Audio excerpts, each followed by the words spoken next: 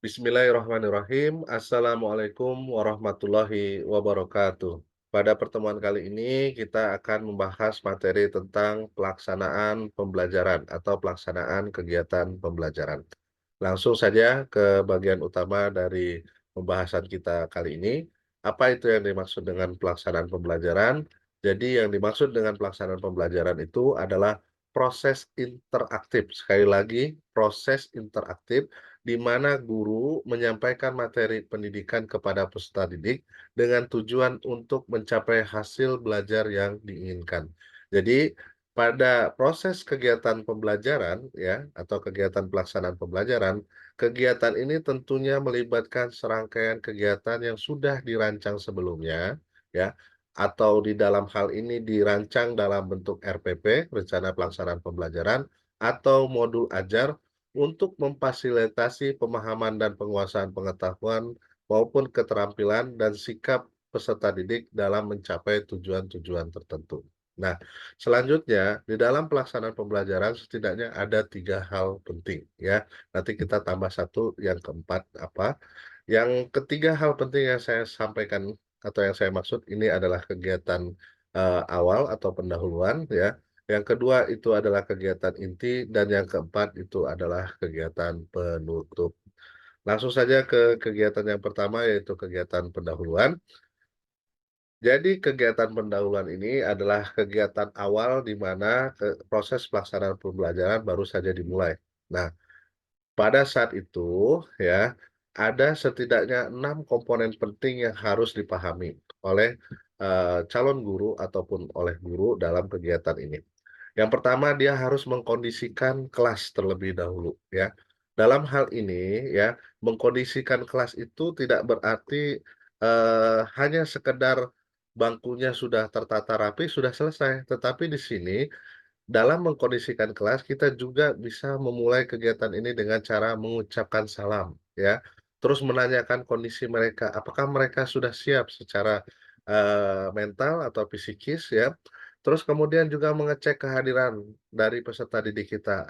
Siapa yang tidak masuk hari ini, ya. Siapa yang, berhalangan alpa atau izin dan lain sebagainya, ya. Apabila sakit, kita harus memberikan respon, ya. Oh, semoga yang bersangkutan cepat sembuh dan lain sebagainya, atau kenapa ini udah 2 3 hari tidak masuk dan lain sebagainya, ya. Kemudian kalau seandainya ini pembelajarannya bersifat daring ya, pastikan sinyal internetnya itu berjalan dengan baik ya. Termasuk juga, guru ya, bisa saja menanyakan kepada peserta didiknya, "Apakah suara saya terdengar? Coba yang di ujung sana," ya. Termasuk juga yang, di dalam daring misalnya contohnya ya, "Apakah kalian bisa mendengar suara saya dengan jelas?" Ya, kemudian mencoba menampilkan slide PowerPoint-nya, apakah slide PowerPoint-nya ini bisa terlihat dengan jelas dan sebagainya, ya. Ini adalah salah satu cara untuk, mengkondisikan, kelas ya. Yang selanjutnya itu adalah memotivasi siswa. Nah, Eee, kadang kala ya, guru itu tidak diletakkan di jam, pertama pembelajaran ya. Biasanya jam-jam pertama itu diisi misalnya oleh matematika misalnya atau fisika, kimia, dan lain sebagainya, contohnya saja ini ya.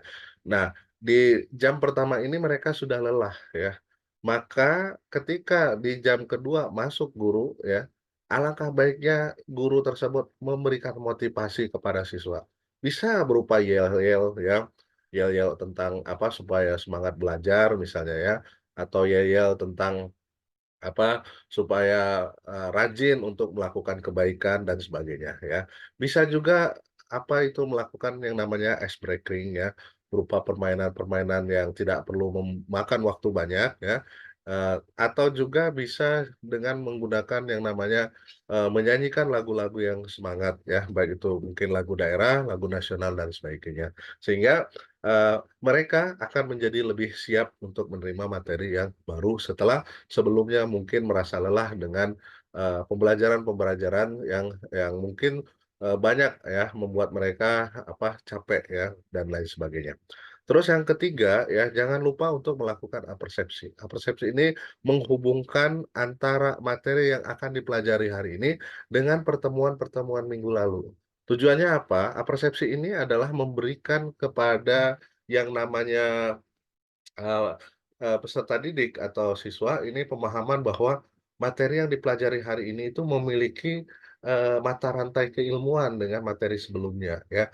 Terus kemudian persepsi ini juga mengajarkan ke mereka bahwa yang namanya materi pembelajaran ya, selain memiliki keterhubungan antara satu dengan yang lain ya, antara materi hari ini dengan materi kemarin, juga untuk memberikan penguatan kepada mereka bahwa, oh, itu adalah kemarin materi yang sudah kita pelajari. Oh ini, saya ingat poin-poin yang ini dan poin-poin yang itu. Nah ini yang menjadi poin utama dari, persepsi. Terus kemudian jangan lupa menyampaikan apa yang menjadi tujuan pembelajaran pada pertemuan yang akan dilaksanakan. Sehingga mereka akan lebih fokus, "Oh ini adalah tujuan pembelajaran saya." Berarti, eee, apa yang mau dicapai dari pembelajaran ini, ya tentunya pasti bermuara kepada yang namanya tujuan.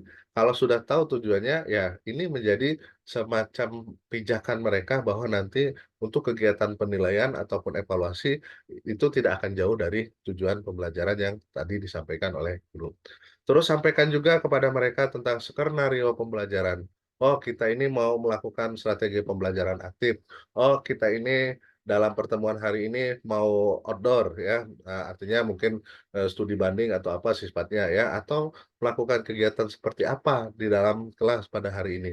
Sehingga mereka tahu bahwa, poin-poin ini harus diikuti oleh mereka sampai tuntas sehingga, eee, mereka juga mendapatkan pemahaman bahwa, pembelajaran itu, di tengah ada poin apa, di awal ada poin apa, dan di akhir ada poin apa. Dan mereka jadi tidak, mengenyampingkan, poin-poin penting tersebut.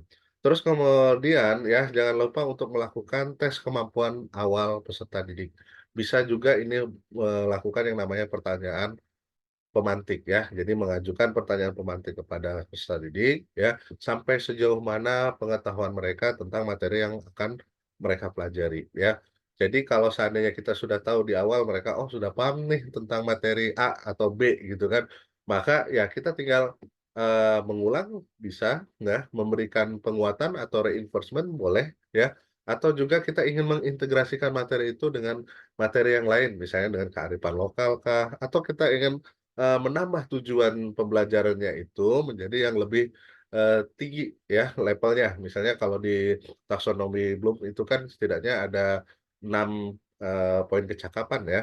Jadi ada, C1, C2, sampai C6 ya. Kalau awalnya kita gunakan C3 bisa saja nanti di, materi yang ini karena mereka sudah paham kita pakai C4, C5, C6 yaitu KKO-nya atau kata kerja operasionalnya. Baik, setelah kegiatan pendahuluan selesai, maka masuklah ke tahap selanjutnya yaitu kegiatan inti atau kegiatan utama dari pembelajaran. Kegiatan inti ini setidaknya memuat 5 komponen, yaitu penyampaian materi, pemanfaatan media, penggunaan strategi pembelajaran, relevansi, dan yang terakhir yaitu berbasis abad 21. Nah, penyampaian materi yang pertama. Nah, penyampaian materi ini sebenarnya seharusnya lebih banyak itu berasal dari siswa, bukan dari guru. Karena di yang namanya kurikulum yang terbaru itu, lebih mengenal yang namanya, student center daripada, teacher center. Jadi yang menjadi pusat kegiatan pembelajaran itu adalah, siswa, bukan lagi guru. Jadi kalau misalnya ada nih kisah tentang pahlawan atau pahlawan-pahlawan nasional pembahasan kita. Jadi guru itu tidak menjelaskan satu persatu nama-nama pahlawan, asal daerah, dan lain sebagainya. Tetapi guru menanyakan kepada siswa apa itu yang dimaksud dengan pahlawan, kemudian mereka diajak untuk berpikir siapa saja pahlawan nasional yang ada di Indonesia, atau bisa diklasterisasi berdasarkan daerah masing-masing. Nah, ini kan menjadikan mereka itu mencari, materi itu sendiri gitu ya, sedangkan guru posisinya membimbing ya. Jadi tidak hanya melakukan ceramah, tapi, guru itu mengarahkan siswa untuk menemukan sesuatu yang baru atau yang disebut dengan inquiry itu sendiri ya. Kemudian jangan lupa menggunakan pemanfaatan media ya.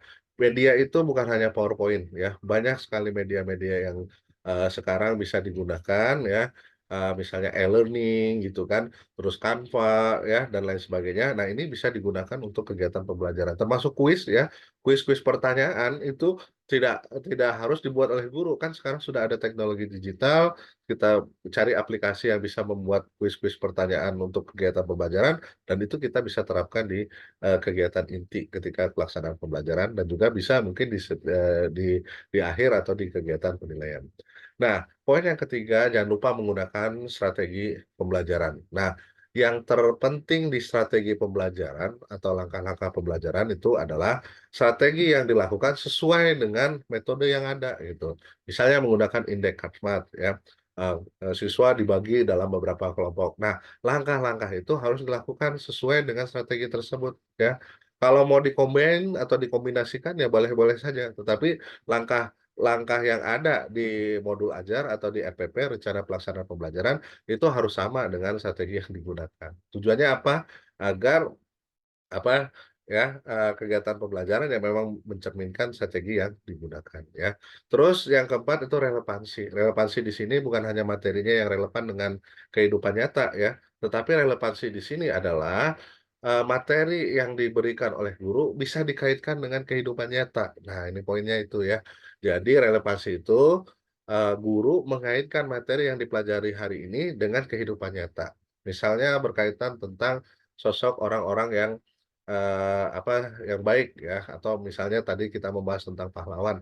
Berarti bagaimana ya contoh sifat kepahlawanan dalam kehidupan sehari-hari, nah itu harus dicontohkan oleh guru. Ada relevansinya antara materi yang dipelajari dengan kehidupan nyata. Oh, kita sebagai seorang murid, melakukan, perbuatan atau sikap atau contoh, suri toladan dari pahlawan itu misalnya dengan berkata yang benar, berani berkata yang benar gitu kan, terus berani melawan, hal-hal yang, menyimpang dan lain sebagainya. Itu hanya contoh saja, itu pengembangannya kembali lagi kepada guru. Dan yang kelima di kegiatan inti, bahwa kegiatan pelaksanaan pembelajaran itu harus berbasis abad 21 ya.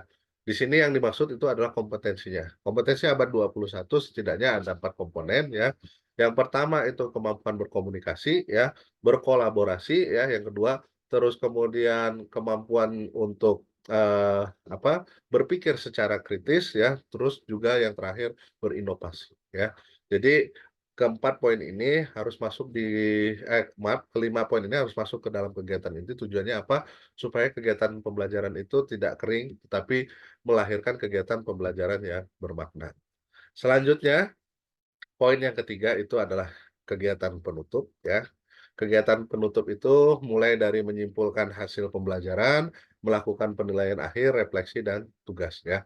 Nah, menyimpulkan hasil pembelajaran itu bukan dilakukan oleh guru ya, tapi guru bersama dengan peserta didik ya.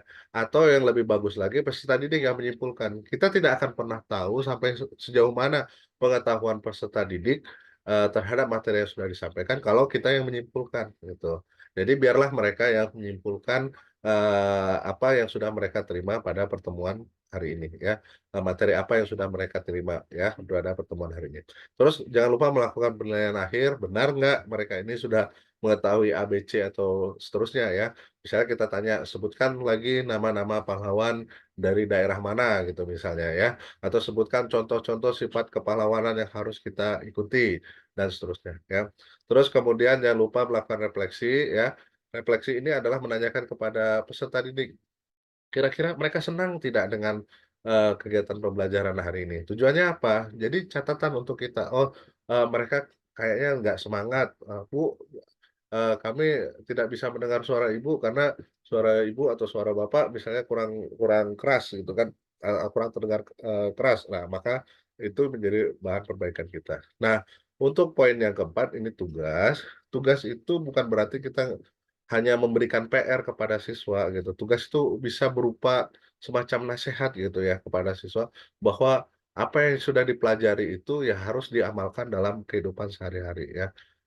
Karena sebenarnya ya, kegiatan pembelajaran yang baik itu tidak harus menjadikan peserta didik itu membawa pekerjaan rumah lagi setelah pulang gitu ya. Karena pekerjaan rumah yang dibawa lagi itu menandakan bahwa pembelajaran kita itu belum selesai gitu ya. Maka dari itu, ya alangkah baiknya tugas yang dimaksud itu lebih kepada mengarahkan mereka untuk mem me apa, mempraktekkan ya, hal-hal yang positif yang mereka pelajari di dalam kelas. Nah, selanjutnya saya sudah kasih, penjelasan awal ya, bahwa ada poin, yang keempat ya, dalam kegiatan ini ya, yaitu berkaitan dengan kepribadian dalam pembelajaran. Nah, ini poin yang, menyisip ya, atau masuk di dalam kegiatan pembelajaran ya, yang sebenarnya juga menjadi nilai atau poin yang penting ya. Apa itu? Yang pertama, guru harus menampilkan wajah yang ceria, ya. Kenapa? Kalau, apa, guru menampilkan wajah yang, apa itu, masam gitu ya, wajah yang tidak bersahabat ya, peserta didik mungkin akan menjadi lebih apa, tidak bersemangat gitu kan. Jadi mata pelajaran itu menjadi mata pelajaran yang horor atau menakutkan gitu. Tapi beda dengan kalau gurunya murah senyum gitu kan. Itu juga mengajarkan hal positif kepada, peserta didik atau siswa bahwa belajar itu ya tidak harus, serius yang kemudian menjadikan kita itu lupa bahwa kita ini sesama manusia itu harus saling menghargai ya, jadi seperti itu. Terus yang kedua ya, dalam hal kepribadian, ya, guru itu harus memberikan perhatian kepada peserta didik ya, memberikan perhatian gitu kan, apabila ada yang kesulitan atau apa gitu kan, dia harus, menunjukkan sifat perhatiannya. Ada yang sulit, dibantu kesulitannya itu tentang apa, oh cara menghitung apa gitu kan. Nah, nanti kita bantu, oh menghitungnya itu begini, dipecah dulu, dibagi dulu, kemudian baru dijumlahkan atau bagaimana ya. Jadi membuat perhatian pada peserta didik ini akan menjadi nilai tambah juga bagi, seorang guru. Berpakaian rapi sopan ya, ini juga menjadi catatan bahwa dalam kegiatan pembelajaran itu guru tidak boleh, urak-urakan gitu dalam penampilannya, karena mereka ini kan teladan gitu ya. Bagaimanapun kondisi guru ya, mau dalam keadaan senang atau sedih, ya mereka harus tetap ceria ya, berpakaian sesopan dan sebaik mungkin supaya ini menjadi contoh yang baik bagi siswa-siswanya ya. Terus memotivasi ya, tadi juga sudah dibahas ya, jadi selalu memberikan semangat ya. Namanya juga guru ya, mereka itu tidak hanya sebagai teladan di depan, tetapi juga menjadi tuturi handayani ya, di tengah-tengah itu juga memberikan dorongan ya. Terus kemudian bertutur kata yang baik ya. Jadi walaupun memang guru berkuasa di kelas ya gitu, menentukan, siapa yang, boleh masuk ketika terlambat dan lain sebagainya, guru juga ya kalau mau marah tetap harus bertutur kata yang baik lah gitu. Atau kalau tidak bisa lebih baik diam ya. Jadi, pembelajaran ya, itu akan terus, terkesan oleh siswanya dan siswa akan mengingat, "Oh guru ini, apa, adalah bapak atau ibu yang tidak pernah pemarah, berkatanya juga perkataan yang baik dan lain sebagainya." Nah, itu akan menjadi kenangan yang baik juga untuk siswa dan menjadi contoh mereka di masa yang akan datang. Terus yang terakhir tentu saja harus objektif ya. Jadi objektif ini ya berarti kita juga harus adil kepada peserta didik, kalau nilainya rendah, ya rendah, tapi kalau rendah itu bukan berarti ya sudah dibiarkan, berikanlah mereka kesempatan untuk melakukan remedial ya kalau rendah ya. Terus kalau dia kemudian kalau seandainya hasilnya belajarnya bagus, ya kita objektif juga harus memberikan reward dan punishment. Reward dan punishment itu kan tidak harus selalu berupa barang ya, berapa benda gitu ya. Reward itu bisa berupa pujian, "Ya bagus kamu pertahankan, apa, hasil belajar kamu," dan seterusnya ya. Nah ini apa, pujian-pujian seperti ini ya, ini juga merupakan sebuah reward penghargaan kepada peserta didik untuk, jadi lebih baik untuk ke depannya ya. Eee, Demikian yang bisa saya sampaikan pada pertemuan kali ini ya, berkaitan dengan kegiatan atau pelaksanaan pembelajaran ya. Semoga bermanfaat ya, sampai ketemu dengan saya di pertemuan-pertemuan atau materi selanjutnya. Akhir kalam, wabillahi taufiq wal hidayah. Wassalamualaikum warahmatullahi wabarakatuh.